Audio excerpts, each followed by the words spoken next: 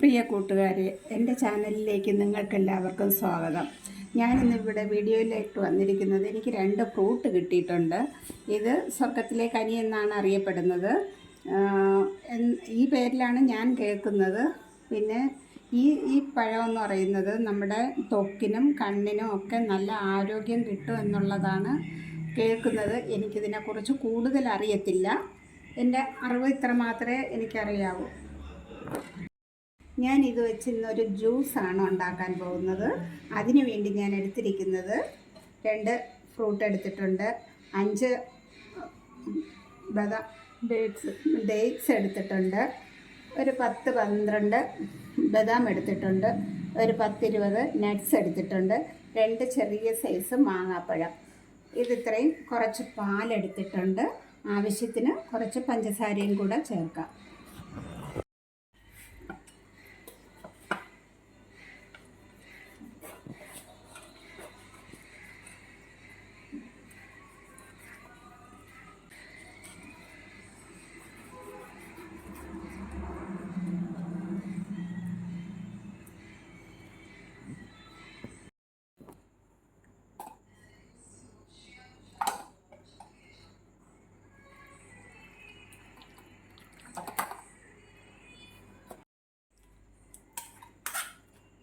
നമ്മളതിലെ കുരുവെല്ലാം കൂടെ ഒരു അരപ്പയിലിട്ട് അതിൻ്റെ ചാറ് നമ്മൾ എടുക്കുകയാണ് ചെയ്യുന്നത്. അതിൻ്റെ സീഡ് മാറ്റി വയ്ക്കണം.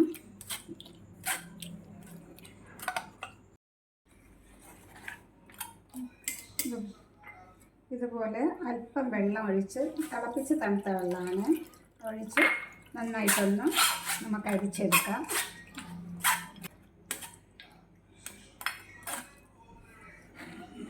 ഇതിൻ്റെ സീഡ് നമുക്ക് മാറ്റി വെച്ചേക്കാം.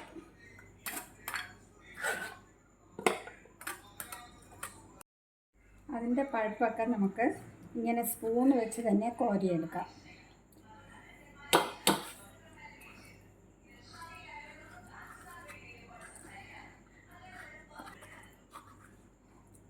ഞങ്ങൾക്ക് ഈ ഫ്രൂട്ട് ആദ്യമായിട്ട് കിട്ടിയതാണ്. ഞങ്ങൾ വാങ്ങിയതല്ല, ഒരു പാർട്ടി കൊണ്ട് തന്നതാണ്.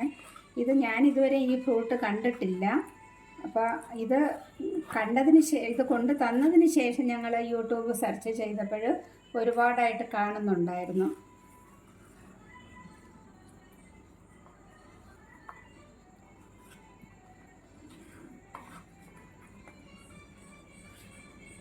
ഇത് നമുക്കൊരു മിക്സിയുടെ ജാറിലോട്ട് മാറ്റിയേക്കാം.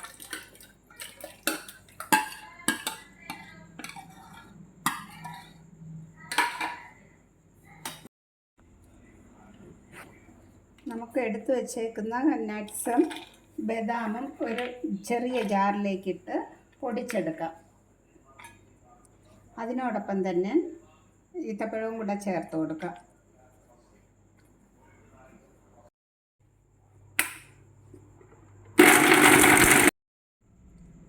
നമ്മൾ അരിഞ്ഞു വെച്ചേക്കുന്ന മാങ്ങയും കൂടെ ഇതിലോട്ട് ചേർത്ത് കൊടുക്കുകയാണ്.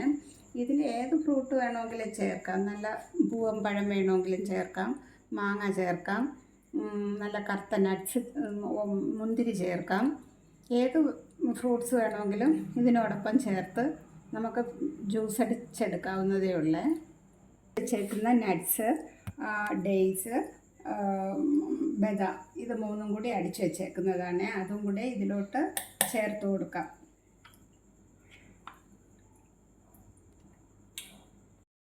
ഇതിലേക്ക് നമുക്ക് കുറച്ച് പഞ്ചസാരയും കൂടി ആഡ് ചെയ്ത് കൊടുക്കാമേ.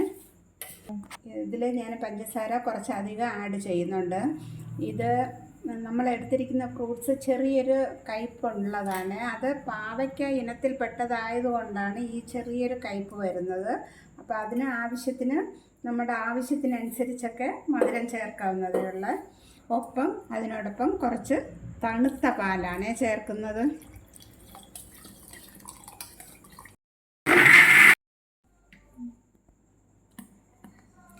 നമ്മുടെ ജ്യൂസ് റെഡി ആയിട്ടുണ്ട്.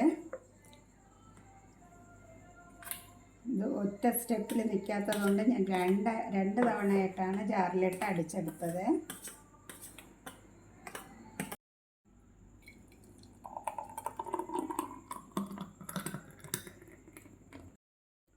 നമ്മുടെ ജ്യൂസ് റെഡി ആയിട്ടുണ്ട്.